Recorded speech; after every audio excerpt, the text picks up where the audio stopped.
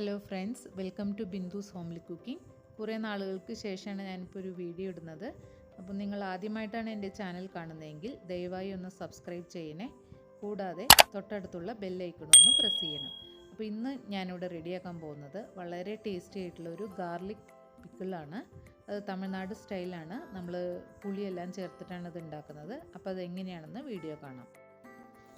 അപ്പോൾ അത് റെഡിയാക്കാനായിട്ട് ഒരു പാനിലേക്ക് 3/4 കപ്പ് നല്ലെണ്ണ ഒഴിച്ച് ചൂടാക്കുക. മീഡിയം ഫ്ലെയിമിൽ വയ്ക്കാൻ ശ്രദ്ധിക്കുക. ഇതിലേക്ക് 2 ടീസ്പൂൺ കടുക് ഇട്ട് കൊടുക്കാം. കടുക് പൊട്ടിക്കഴിഞ്ഞതിന് ശേഷം ഇതിലേക്ക് നമുക്ക് 3-4 വറ്റൽമുളക് ചെറുതായിട്ട് കട്ട് ചെയ്തത് ഇട്ട് കൊടുക്കാം. അതിനുശേഷം 2 തണ്ട് കറിവേപ്പില ഇട്ട് കൊടുക്കാം.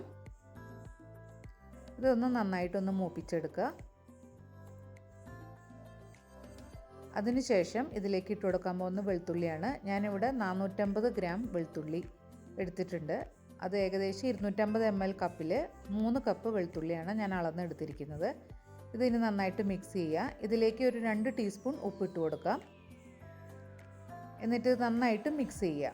ഇതൊരു ഗോൾഡൻ ബ്രൗൺ കളറാവുന്നത് വരെ നമുക്ക് വേവിച്ചെടുക്കണം. ഇപ്പോൾ വെളുത്തുള്ളിക്ക് ഗോൾഡൻ കളറായിട്ടുണ്ട്. ഇതിലേക്ക് നമുക്ക് പൗഡർ ചേർത്ത് കൊടുക്കാം. Kashmiri chilli powder 4 table spoon, എരിവുള്ള മുളക് പൊടി 3 ടേബിൾ സ്പൂൺ, കായപ്പൊടി 1 ടീസ്പൂൺ, ഉലുവപ്പൊടി 1/2 ടീസ്പൂൺ, മഞ്ഞൾപ്പൊടി 1 ടീസ്പൂൺ.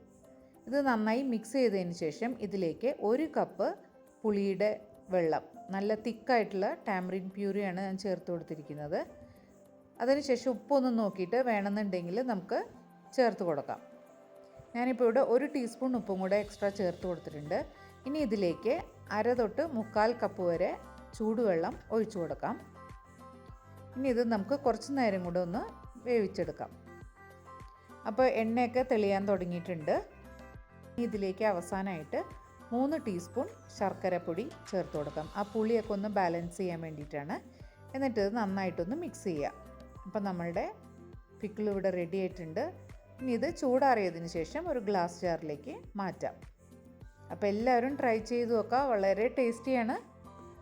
ട്രൈ ചെയ്തിട്ട് നിങ്ങളുടെ അഭിപ്രായം അറിയിക്കുക. അപ്പോൾ വീണ്ടും വേറൊരു നല്ല റെസിപ്പിയായിട്ട് കാണാം. Thank you.